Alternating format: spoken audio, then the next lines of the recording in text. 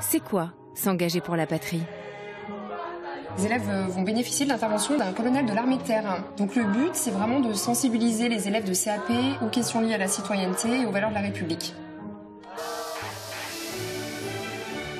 Retour sur la plus culottée des évasions. L'ennemi restait quand même l'Allemagne, et ce qu'on voulait, c'était reprendre le combat. Et derrière le récit d'une vie, c'est toute une époque qui se raconte. Lundi, Allons enfants, suivi de l'Évadé, après le soir 3, sur France 3 Bourgogne-Franche-Comté.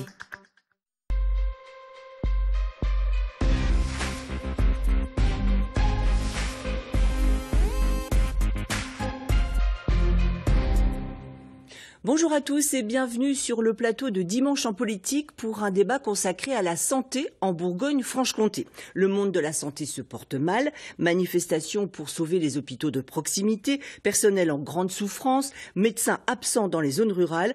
Pourtant, dans notre région, la Bourgogne-Franche-Comté, le budget de la santé est évalué à 8,5 milliards d'euros chaque année. Et oui, 8,5 milliards, et c'est un chiffre qui est délivré par l'ARS, l'Agence régionale de santé.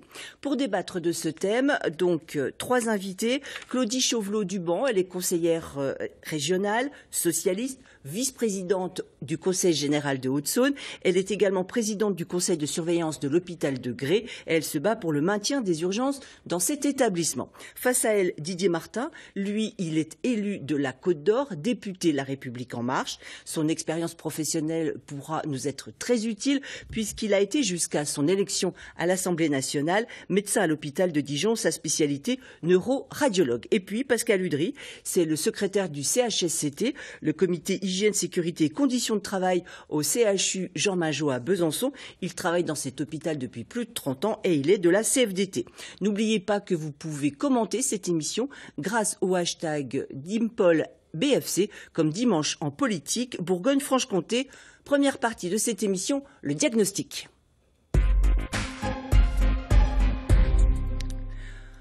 Pour bien comprendre ce qui se passe dans le monde de la santé dans notre région, donc diagnostic sur un secteur qui est vraiment mal en point. Alors de Gré à Saint-Claude en passant par Clamecy, les fermetures des urgences de nuit ou des maternités suscitent de nombreuses manifestations d'habitants, d'élus et de personnel de santé. On écoute. Je manifeste pour soutenir l'hôpital de Gré, étant donné que j'ai eu un infarctus et qu'ils m'ont sauvée. Donc je ne tiens pas à aller à Dijon ou à Besançon, parce qu'à 40 km, je serais morte. Fait un AVC, le temps d'aller à Auxerre-Nevers, on risque d'avoir des séquelles, alors qu'on a tout le plateau technique sur l'hôpital de Clamecy. On est à Saint-Claude, pour aller à Lons-le-Saunier, il y a 45 minutes de route quand il fait beau comme ça. Avec la neige, c'est 1h30 facilement. Et c'est juste pas possible. L'humain n'existe pas avec l'ARS. C'est que des chiffres et puis c'est tout.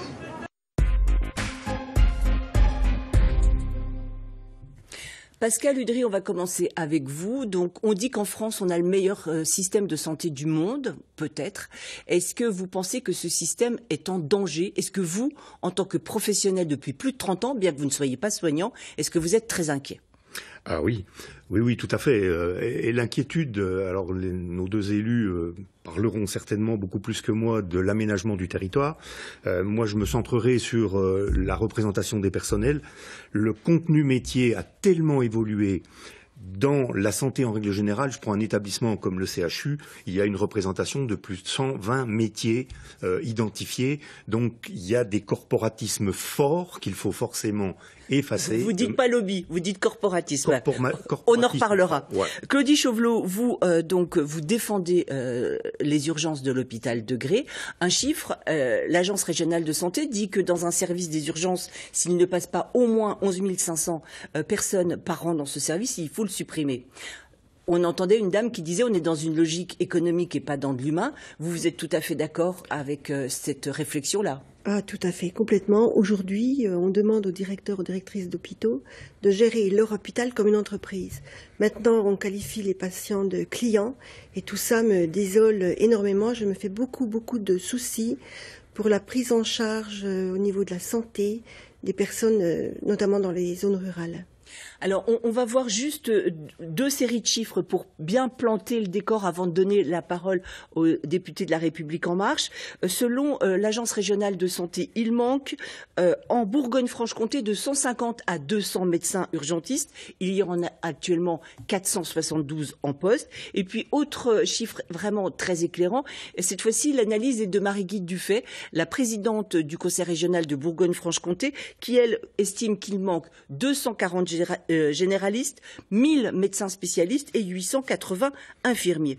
Est-ce que vous, en tant que député et en tant qu'habitant de Dijon, vous partagez ce sentiment d'inquiétude par rapport au manque? Je comprends tout à fait le sentiment d'inquiétude.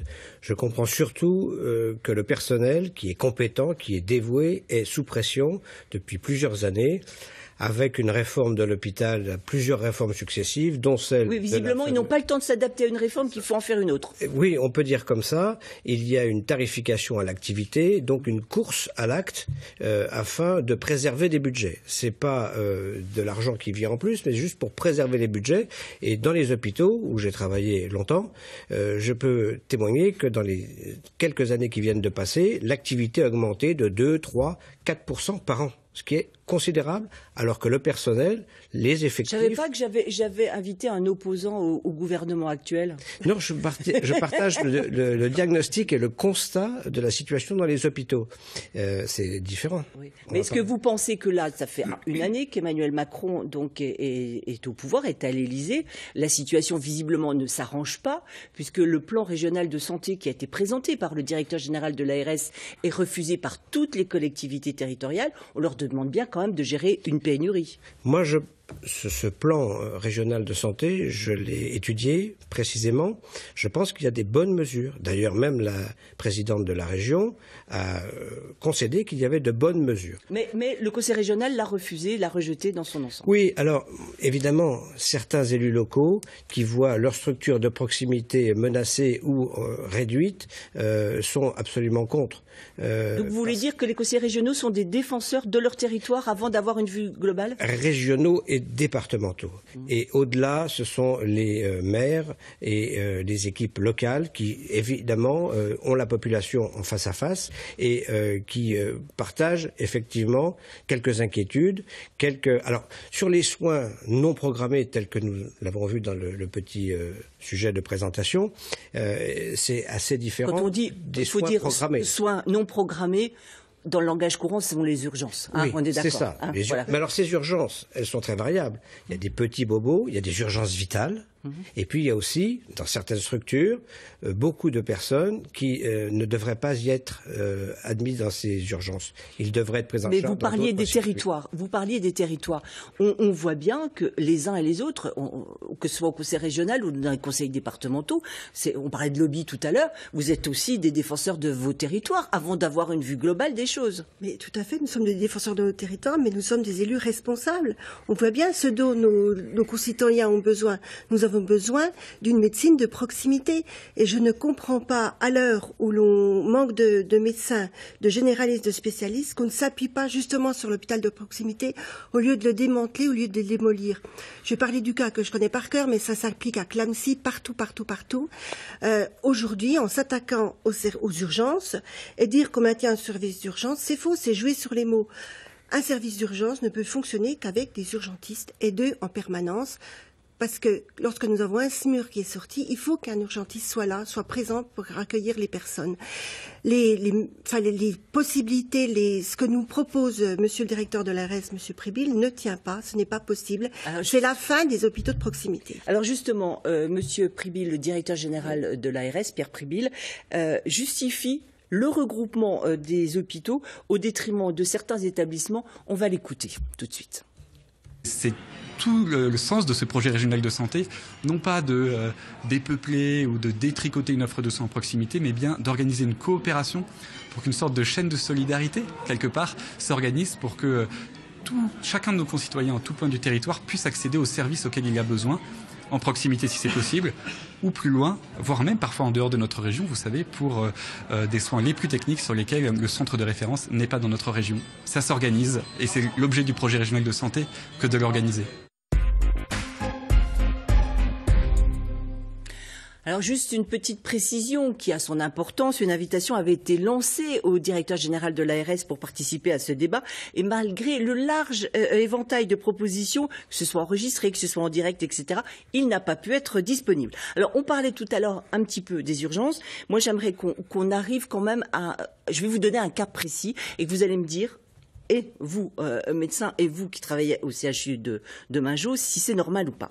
Un homme de 82 ans qui est brûlé à son domicile.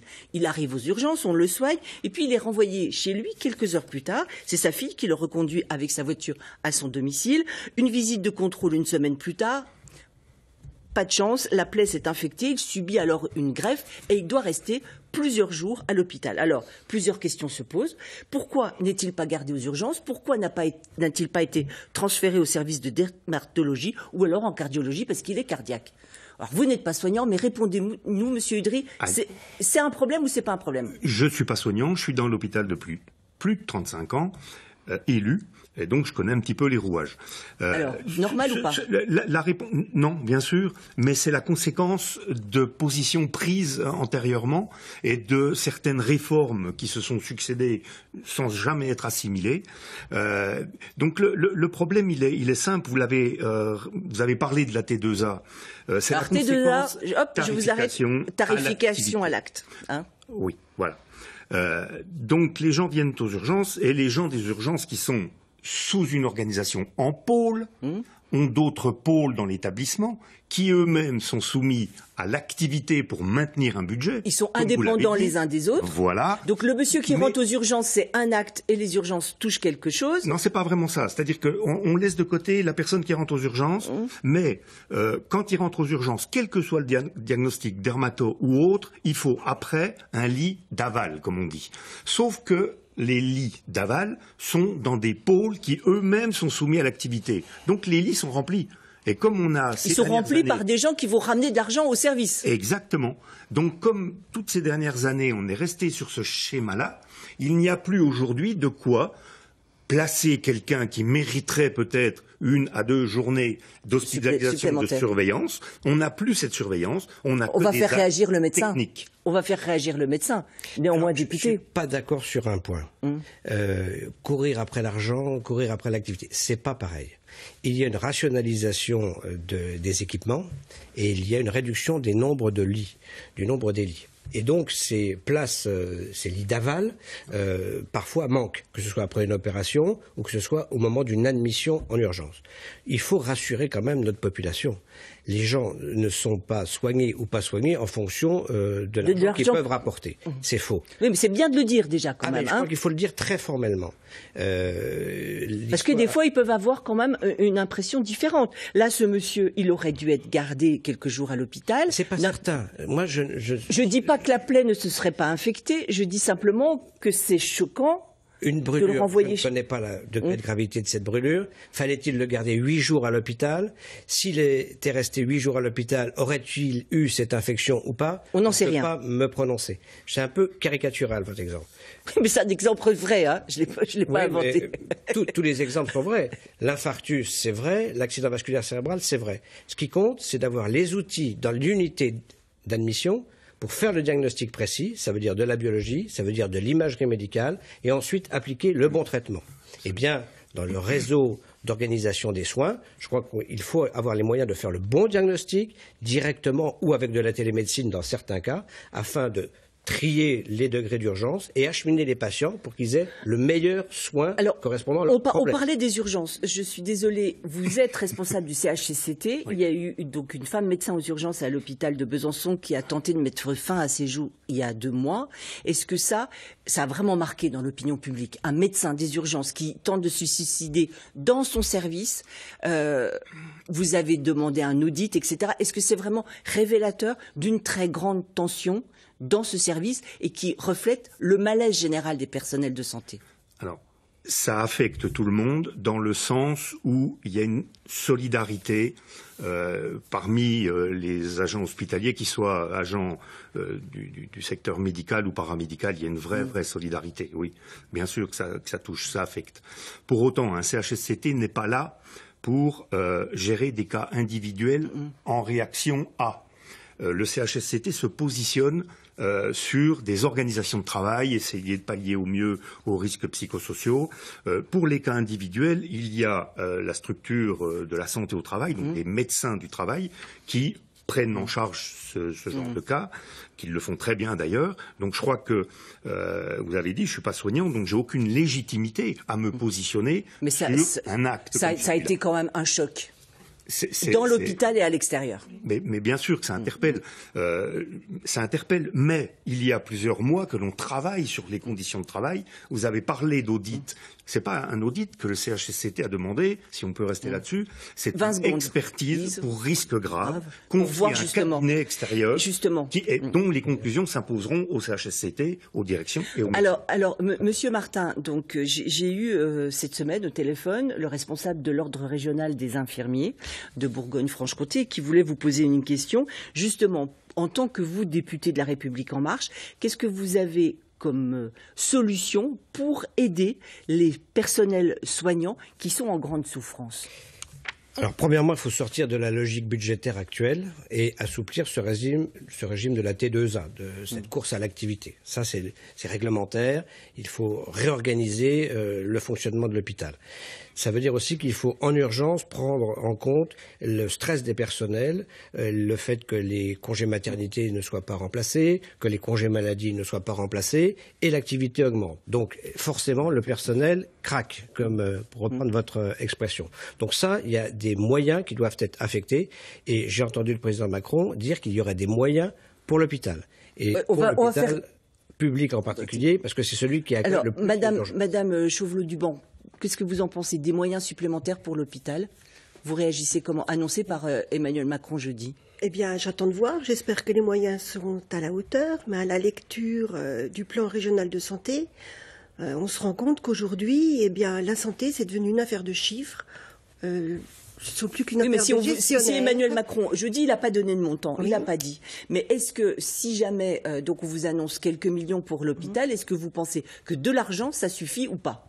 L'argent ne suffit pas. Qu'est-ce qu'il faut en plus? Il faut remettre en cause beaucoup de choses. Bon, il y a le mode de tarification, nous en avons parlé, mais j'attends de voir aussi le personnel en souffrance, les patients également. Vous avez des personnes qui sont l'hôpital de Gré, mais dans tous les hôpitaux également, nous avons des gens qui sont sur les brancards et à côté de ça, on ferme des lits. Moi, j'ai du mal à suivre. Est-ce qu'on peut comprendre qu'aujourd'hui, quand on parle de la santé, on raisonne de la même façon que lorsque l'on parle de la SNCF, c'est-à-dire en chiffres, alors qu'on choisit de prendre un train, mais on ne choisit pas d'être malade. On ne peut pas traiter la santé de la façon dont on la traite aujourd'hui. Il faut vraiment être très précautionneux et faire attention. Alors, on a entendu il y a 2 mois, Agnès Buzyn, la ministre de la Santé, quand elle était un petit peu huée, un petit peu sifflée lors de sa visite à Nevers, elle avait dit il faut savoir faire preuve d'imagination. L'imagination, parlons-en, elle n'est pas bonne du tout. L'innovation, si c'est de fermer les hôpitaux de proximité, eh bien bravo. Pour moi, c'est pas une innovation, c'est une destruction de l'égalité aux soins, et c'est vraiment ça ce dont je crains. Et de fermer les hôpitaux de proximité, de fermer les services d'urgence, ça va contribuer à démailler totalement nos territoires ruraux. Pascal Udry, par rapport justement à ce besoin d'innovation prôné par la ministre de la Santé? C'est limite une insulte. Imaginez ce qui se passe dans les services, bloc opératoire, urgence, services de soins. Le personnel s'adapte au quotidien, fait preuve d'innovation au quotidien, pour différentes raisons. Pour le flux qui s'accélère, pour l'évolution des technologies, il faut être en permanence aujourd'hui en formation quand on est soignant pour s'adapter justement aux nouvelles technologies, accompagner le personnel, les patients, pardon. Donc l'innovation, elle est de fait, elle est acquise, mais l'innovation, elle use. Le contenu métier a complètement changé.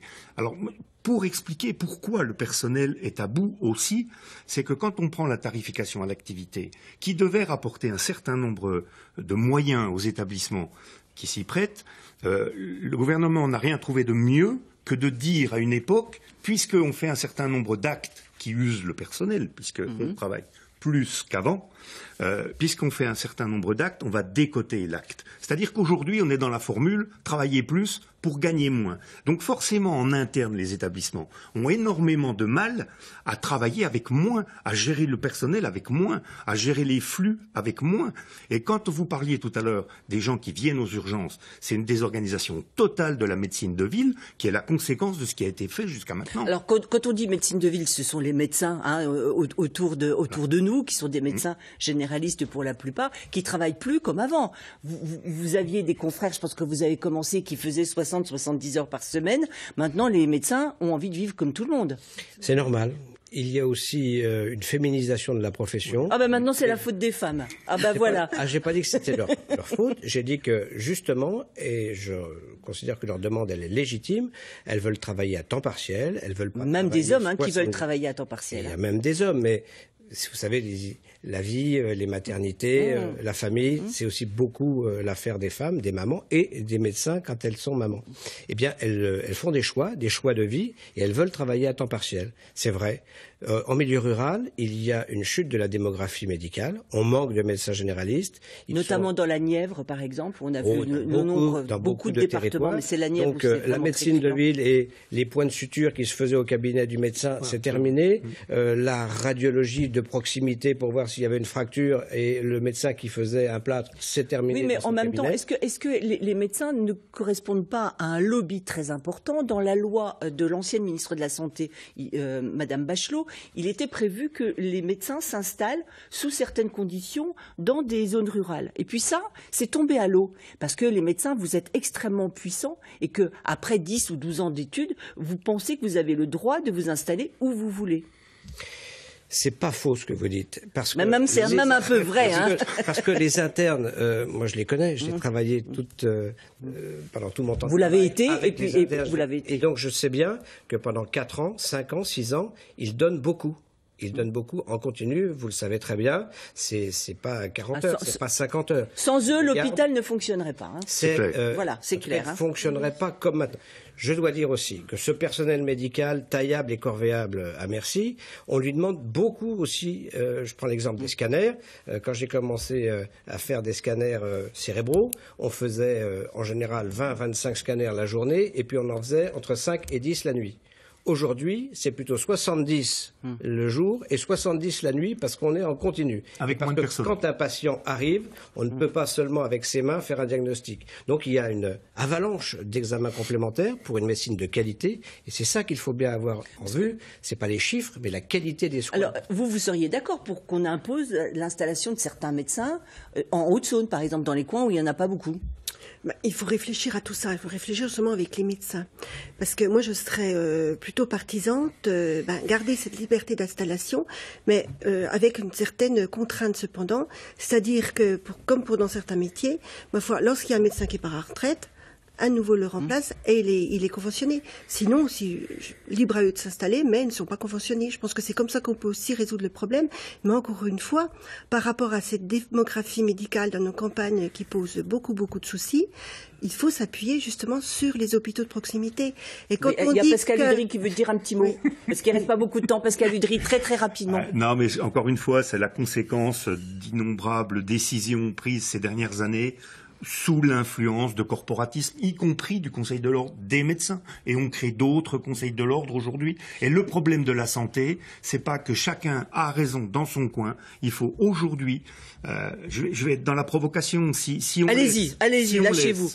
L'agriculture aux agriculteurs, la santé aux médecins, on n'a rien compris à la politique de territoire, par contre. D'organisation des D'organisation, voilà. Donc je pense qu'il faut rétablir un dialogue social avec les personnels, mais pas les entendre pour les entendre. Il faut les entendre pour faire avec. Pour de vrai. C'est-à-dire qu'aujourd'hui, la santé doit être gérée avec les médecins. Pas de santé sans médecin, c'est clair. Mais pas de médecin sans personnel, c'est clair aussi. Et du personnel en bonne santé. Donc il faut faire avec les directions qui représentent les directives, les médecins, le ministère, l'ARS, mais il faut faire aussi avec le personnel. Alors vous êtes d'accord, installation des médecins sans conventionnement, par exemple en Haute-Saône ou dans la Nièvre, vous seriez d'accord, vous en tant que médecin et en tant que député? je ne veux pas me prononcer pour cette mesure-là. Libre installation égale libre choix, aussi libre accès des patients qui peuvent aller voir. Alors, dans certains coins de Haute-Saône ou de Nièvre, le patient, il n'a plus le choix du tout. Il en a un à 30 km à la ronde. Quand il n'y en a plus de médecins... Il y a certaines spécialités qui manquent cruellement. Vous pouvez venir à Gré, il n'y a plus de spécialités. Comme ça, on n'a plus le choix. Voilà. Donc, du coup, il y a des personnes qui ne se font pas soigner parce qu'on n'a pas l'offre de... Juste une petite... Ouais, ils peuvent quand il n'y a pas d'urgence et qu'ils sont valides et qu'ils sont accompagnés, je pense qu'aujourd'hui, en France, tout le monde peut être soigné, y compris gratuitement quand il n'a pas les moyens d'être soigné. Il faut quand même rétablir. Quelquefois, quand même, chez des spécialistes, que ce soit gynécologue, que ce soit ophtalmo, il faut attendre des mois pour avoir un rendez-vous. Oui, c'est vrai. Je dis plein de choses vraies, vous avez remarqué. Moi, je voudrais quand même vous poser une petite question un peu plus politique. Quand, en fait, on a su que le produit intérieur brut, le PIB de la France, était 2% au-dessus de ce qui avait été prévu pour 2017, certains députés et certains sénateurs de droite et de gauche ont proposé que cette petite cagnotte soit utilisée prioritairement pour les hôpitaux et pour les EHPAD, les maisons de retraite. Et le Premier ministre a répondu que quand on a un pays aussi endetté que le nôtre, il n'existe pas de cagnotte et que cet argent devait servir à rembourser la dette.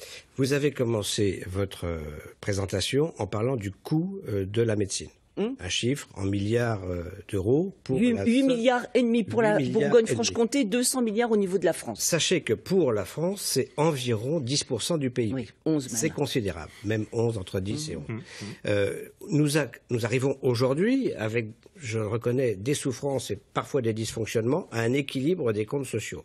C'est une bonne chose.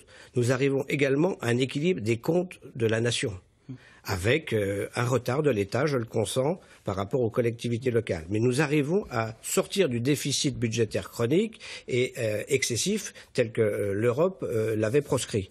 Donc nous devons rétablir la bonne santé économique de notre pays pour ensuite pouvoir financer la solidarité, dont la sécurité sociale. Donc la petite cagnotte, c'est pas pour les EHPAD et les hôpitaux pour tout de suite. Vous savez, il y a beaucoup d'équilibres budgétaires et les priorités seront nombreuses et nous verrons quelles seront. Et puis il y a beaucoup de mécontentement quand même, quand on voit les facs, la SNCF, la justice. Pour le premier anniversaire de l'arrivée à l'Élysée d'Emmanuel Macron, c'est un peu difficile. Il nous reste 30 secondes. Vous savez, c'est dur, 30 secondes. Quand on innove, quand on met en place les parcours de santé pour les patients, quand on se concentre sur le patient lui-même, quand on met en place les groupements hospitaliers de territoire, quand on innove certaines évaluations, c'est sûr qu'on dérange. Après, il faut le faire dans le dialogue et la concertation.